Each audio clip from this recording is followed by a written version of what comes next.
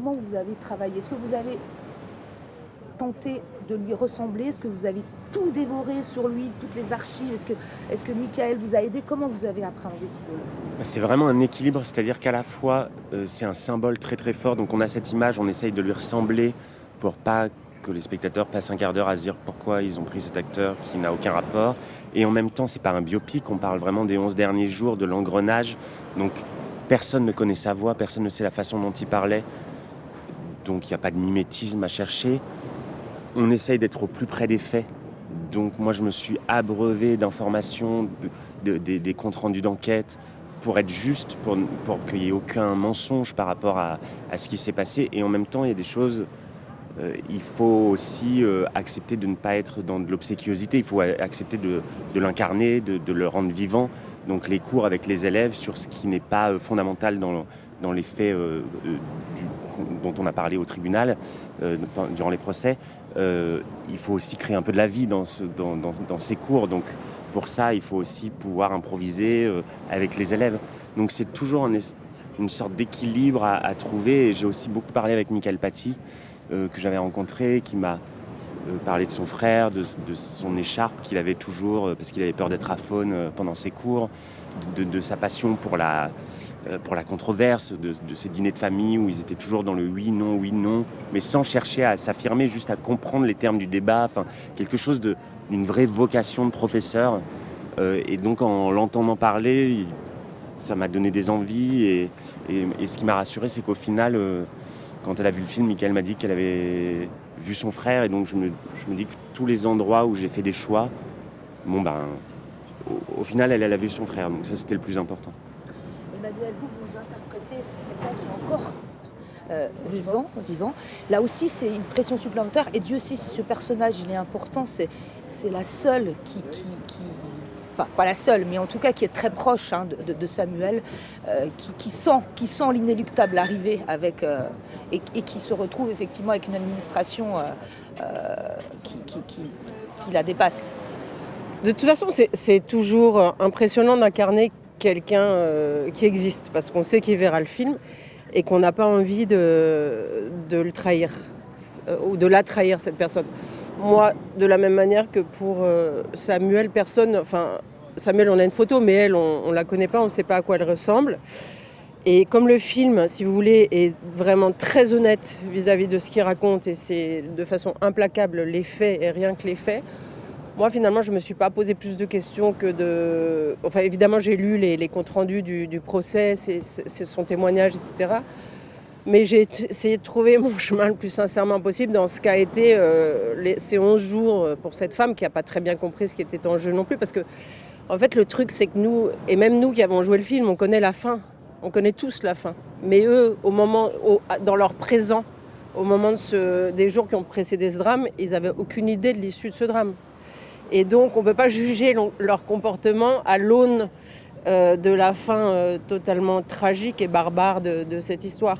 Et c'est ça que j'ai essayé de faire, c'est qu'elle elle a tâtonné, elle a cru que l'incendie allait s'éteindre très vite. Elle a sûrement eu des manquements parce qu'elle n'a pas compris la tragédie qui était en marche. Et ça, on ne peut pas le lui reprocher. Donc voilà, moi j'essaie d'être le plus concrète possible dans ce qu'ont été les journées administratives pour cette femme qui a pas du tout compris l'ampleur de ce qui était en train de se jouer. On découvre justement cet homme qu'on ne connaissait pas, on le découvre à travers des écrits dont apparemment Vincent me dit qu'ils sont ses vrais écrits. Est-ce que vous vous êtes senti une responsabilité en l'incarnant? Parce que ça aurait pu rester un documentaire et le fait comme ça de devenir une œuvre de fiction qui va rester au panthéon du cinéma. Comment vous avez appréhendé ça, Antoine? Avec humilité, avec peur, avec angoisse? Prétention, vous le voyez bien. Enfin.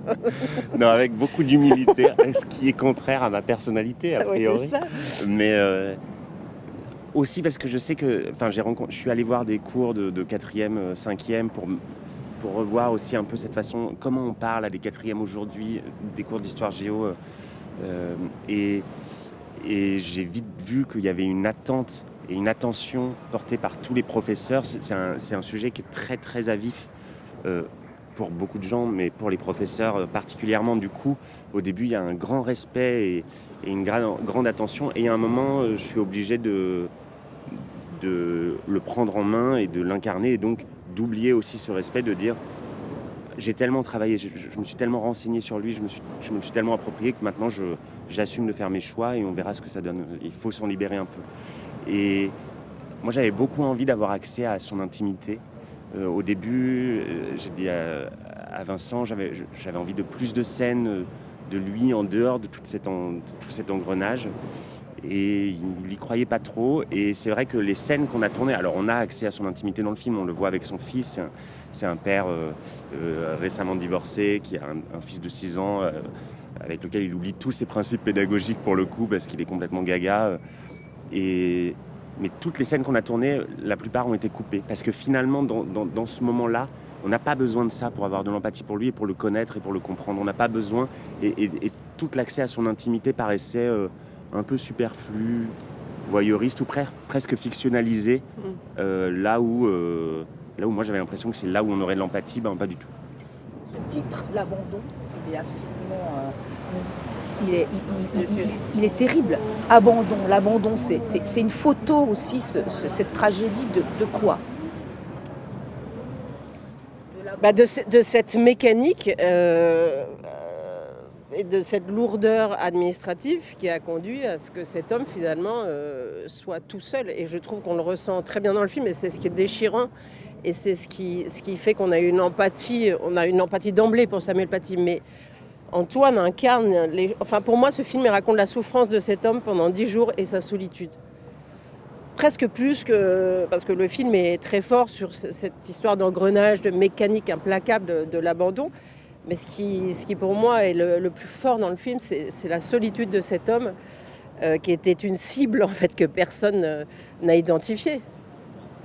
Et personne n'a pris la mesure de sa souffrance, de sa solitude et de sa chute en fait. Oui, c'est vrai que la cabale, elle est contre lui. Donc même s'il a des soutiens à des endroits, quand une cabale, elle vise une personne, il se retrouve à se balader seul avec un marteau dans son sac alors qu'il se sait visé par des islamistes locaux, il le dit, c'est ce qu'il dit en tout cas. Et donc il appelle au secours sa hiérarchie, il va porter plainte, il demande de l'aide, mais il est quand même tout seul à se balader avec un marteau dans son sac. Et c'est une immense solitude. Une dernière question. J'imagine que ce soir, en montant les marches, comme vous disiez, Manuel, avec évidemment... Il est dans vos têtes, ce Samuel qui vous a, j'imagine, hanté pendant longtemps et qui continuera de le faire. Qu'est-ce que vous voudriez que ce public-là, qui est pour le coup un public pas uniquement français, pense à la sortie de ce film ? Je pense qu'il sera très présent. En plus, Michael Paty sera là avec nous. Donc une partie de sa famille qui pouvait être là sera là. Et au début, j'en parlais avec Michael et je me disais, j'ai l'impression que ce sera vraiment un endroit de mémoire. Et elle me disait, non, c'est l'inverse. C'est-à-dire que c'est l'endroit du démarrage. Cette projection, elle n'est pas là pour rendre hommage. Elle est là pour parler de ce qui s'est passé et commencer justement à... on croit qu'on en a entendu parler, mais en fait, l'histoire, on la connaît très très mal. Donc c'est plus un début qu'un hommage. Oui, c'est le faire vivre. Et de toute façon, moi, c'est la raison pour laquelle j'ai fait ce film, c'est pour c'est pour lui. Et pour... Je suis un petit peu émue. Pour qu'on parle de lui. Pourquoi justement, Emmanuel ? Pourquoi vous êtes encore aujourd'hui, alors que le film est achevé, que vous l'avez vu, à ce point ému ? Je vais ruiner tout mon maquillage, il y en a eu pour 3 quarts d'heure.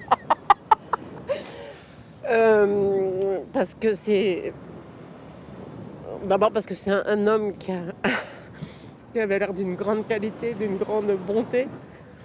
Et que c'est l'injustice qui paye de son métier. Son métier lui a coûté sa vie. Il n'a rien fait d'autre que son métier. Transmettre, ouvrir la conscience des élèves. Et il a payé très très très cher. Voilà, et je sais pas, je le connais pas, mais c'est quelqu'un pour qui j'ai beaucoup de respect, d'affection.